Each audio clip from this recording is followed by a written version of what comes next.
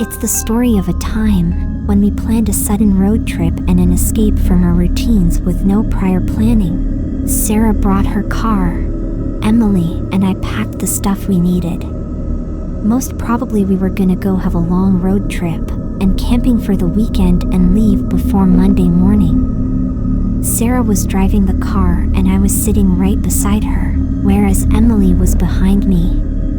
We drove for about 4 hours and were just a couple of hours away from our destination. Suddenly, at 10 p.m. at night, the rain lashed against the car windows like angry whispers from the night itself.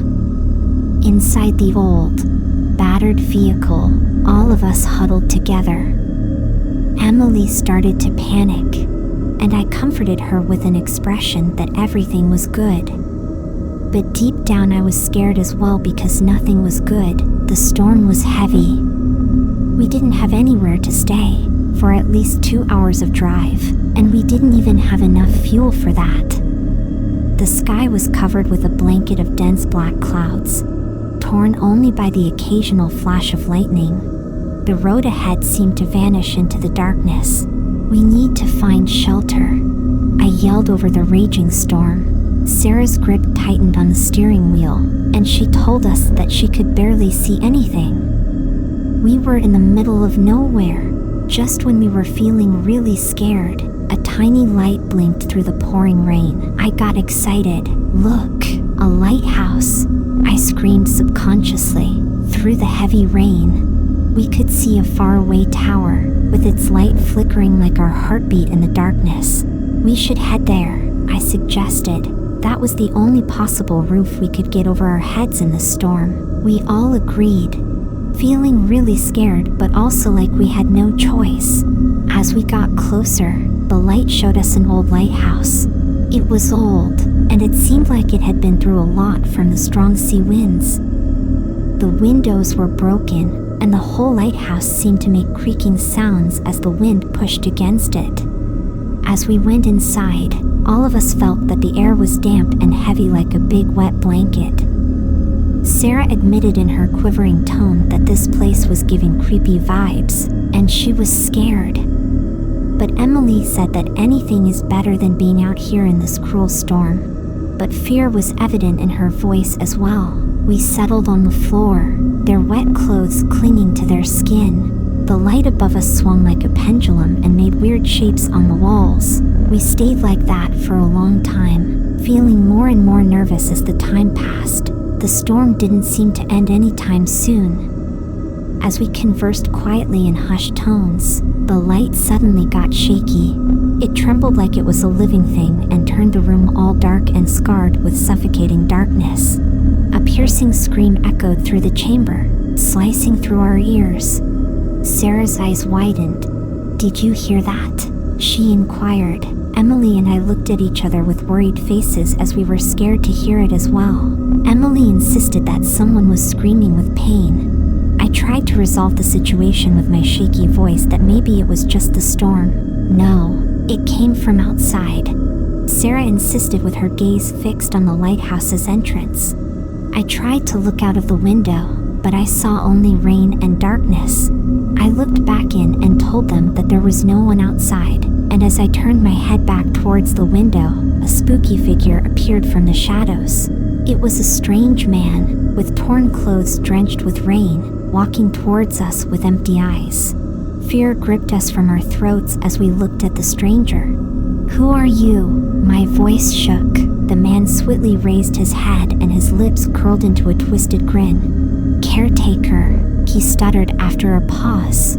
He sounded unnatural with his hollow tone. For some moment we kept the awkward silence, and he kept on staring at us, with his eyes widened and he wasn't even blinking. "What's wrong with him?" Emily whispered in my ear. His presence was sending shivers down our spines. His skin was ashen and pale, so I thought he might be getting cold in the rain, and I offered him a blanket. He didn't respond, and after a pause, he muttered, "This place is my burden," with an expression of sorrow on his face.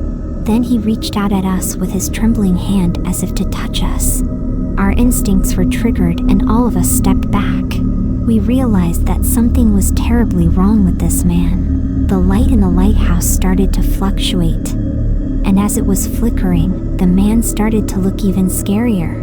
The shadows on his face became more sinister and his eyes extra spooky. "You shouldn't have come here," he hissed, and his voice echoed all around. All of us were just in a state of shock, trying to figure out what was happening, and Sarah stammered with terror. "We need to leave. We are going. Don't hurt us," I asked him. "What do you want from us?" In response to this question, his smile got wider, and he started laughing like a maniac. As he raised his gaze, his yellow and grimy teeth were visible through his smile. Then he stopped laughing and said, "Freedom is what I want. But it's too late now." He turned towards the door, and the door slammed open without him touching it. He got out, and as I followed him, he vanished into thin air. There was no one at all. We all got terrified and went outside into the storm. Rain and wind were hitting our faces hard. But just as we left, the lighthouse's light got super bright again, and its light was piercing through the dark night.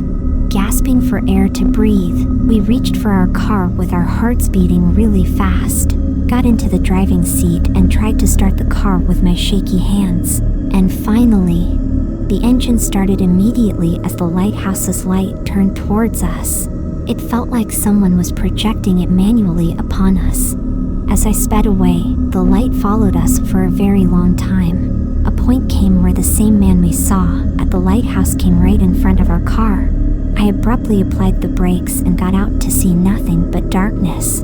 We were terrified. Emily and Sarah were crying in the car. In the distance, headlights pierced the darkness. It was a truck coming right at us. It screeched to a stop in front of us, and the driver jumped out. He told us to get in. "Come in quickly," he yelled like he was throwing us a rope to escape. We didn't think twice and jumped into the truck. As we looked back at the lighthouse, all of us felt scared. The truck's engine roared like a monster, and we zoomed away, leaving the scary lighthouse behind us. As the distance between us and the lighthouse grew, its light dimmed and eventually faded into the stormy night. But its eerie glow would forever haunt our memories. Breathing heavily, we looked back one last time. "What was that thing?" Emily murmured. The truck driver looked at us and said, "Who told you to go there? No one even goes near that lighthouse. Legend has it that an ancient evil is hidden in that lighthouse. A caretaker who fell into darkness indulged in forbidden rituals. So now his soul is forever bound to the tower, seeking to claim more victims." All of us were shocked to hear this horrifying revelation. We couldn't even think of it in our wildest dreams. Then the storm gradually ended, but the horror we experienced would never fade.